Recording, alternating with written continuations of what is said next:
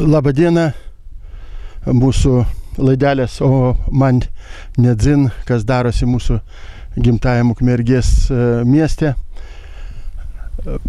Aš dar kartą kartuoju žiūrovam, visiems mūsiškiam, kaip aš jau vadinu dzinguliukus, kad labai daug telefoninių skambučių gaunam, kurie irgi taip pat žmonės susirūpinę yra mūsų miesto grožio, jo tvarkymosi.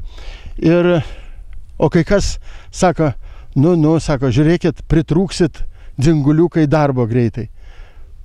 Pasirodo, turbūt dar daug metų galim dzinguliuoti ir nepritrūksim tos netvarkos, kuri pas mus dar mieste egzistuoja.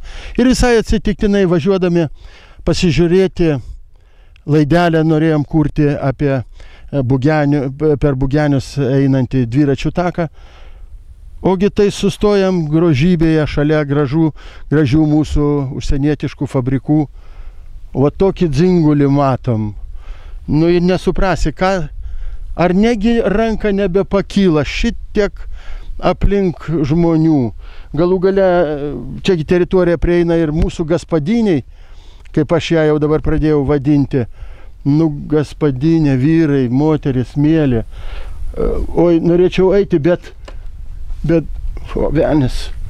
Gal neužmuš. Jeigu užmuš, neminėkit bloguoju, vyrai, kad parodėm mūsų betvarkę, kur nieko nereikia.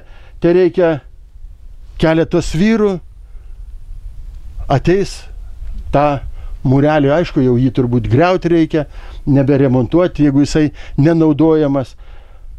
Ir viskas. Ir liks jūsų dzinguliukas, Kazėnas gyvas ir toliau ves laideles. Bet jeigu dar po kiek laiko atvažiavus vėl reiks man filmuoti, tada neminėkit bloguoju, kaip ten toj dainuoja, kas kryto kovoj tie didvyriai. Nenorėčiau aš kristi kovoj, tik tai su mūsų neukiškumu ir netvarka. Skaitau, kad bent vyrai va čia tų gamyklų apsižiūrėję mūsų gaspadinę, kiek čia reikia jiem duoti laiko. Savaitėlę menka ir atvažiuosim čia pasigrožėti tuo grožiu prie Bugenio miško.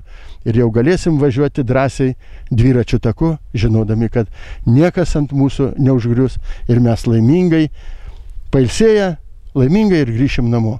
Iki pasimatymo, dzinguliukai.